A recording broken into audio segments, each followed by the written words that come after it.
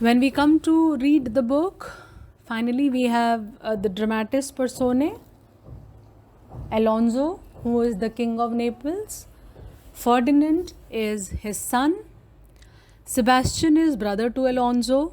Prospero is the rightful Duke of Milan. But Antonio, his brother, is the usurping Duke of Milan who has snatched away all the powers gradually, strategically from Prospero. Gonzalo, an honest old counselor. Miranda, who is the daughter to Prospero. Ariel, an airy spirit. Caliban, a savage and deformed slave. There are other minor characters too, like the boatswain, the commanding officer, or the crew members. So all these are other minor characters.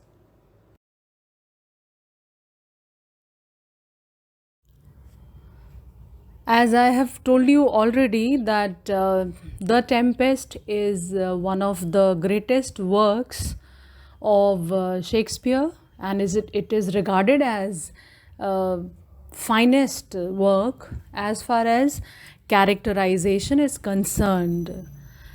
So in the characters of Prospero, Miranda, Ariel, Caliban, Gonzalo, Ferdinand, Shakespeare has created one of the finest human beings. You see, whatever qualities are attributed to them, characteristics are attributed to them, they would not sound at all villainous to you. For example, Caliban, if you read him, if you see his development in the entire play, you would fall in love with him as well at the end of the play. You see? So that is how the characters have shaped themselves in the play. Now we are going to take them up one by one. Main actor or the protagonist, you can say the hero of The Tempest, is of course Prospero. And this is one basic question that comes in the board, children. So you can prepare taking value points from here, your answer, you can develop your answer. Prospero acts as a kind of subordinate providence. He seems to be the fate himself. At that island, it is Prospero who is the god.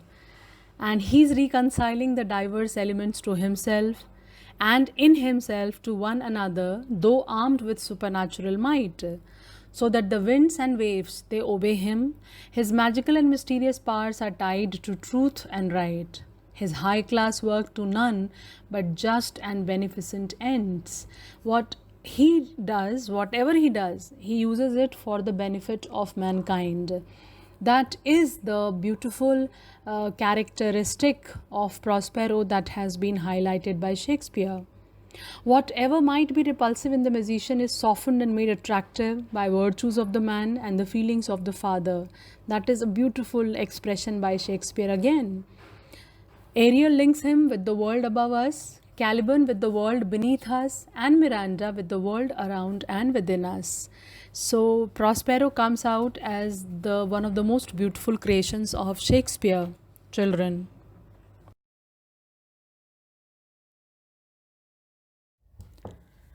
Prospero, the hero, I have discussed already. So let us talk about Miranda. She is the daughter of Prospero, and she is beautiful, naive, and pure, innocent. In her, Shakespeare has created one of the finest female characters of his times. She was brought to the island at an early age and has never seen any men other than her father and Caliban, though she simply remembers being cared for by female servants as an infant. When Prospero narrates to her the history of their life, and he inquires that if she remembers anything from her childhood, then Miranda tells him that yes, I remember that I was attended by some female servants. So that's it. That is all about Miranda. I'm taking up in short points. As we read the play further, you will be finding out many important points about her character.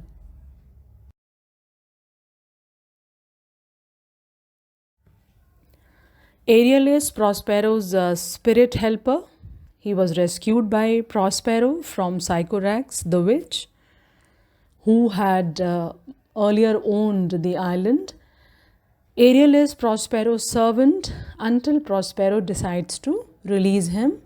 That takes place in the Act 5, I have discussed already. In the denouement, he would get his freedom.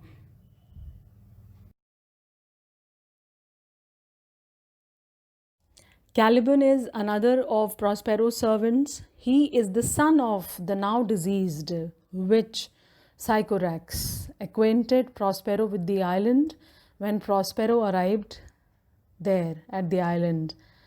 Caliban believes that island rightfully belongs to him as it was of his mother, which has been stolen by Prospero. And at the end of the play, he would be again the rightful owner of the island.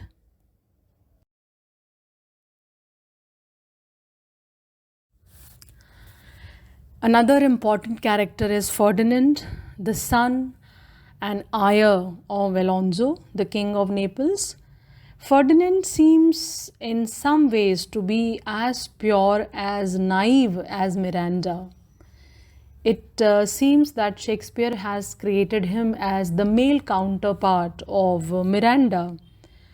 So he is just like her in many ways. He falls in love with her upon first sight, and he happily submits to servitude in order to win her father's approval.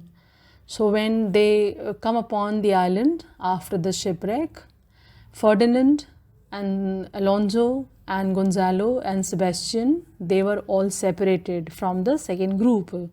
I have told you already, this group of the lords and the king and his son, they were in the supervision of Ariel, and the others were with Caliban. So when Ferdinand was by magic and by spiritual, power of Ariel, he was separated from the group because it was the plan of Prospero that he should see his daughter first. And he knew that any man who would put his eyes upon Miranda would definitely be in love with her at the first sight. And if that happens, then further their marriage or their matrimony can be taking place. And so this was the plan of Prospero, and this actually happens in the play. At the end, they get married. Okay, so this is Ferdinand.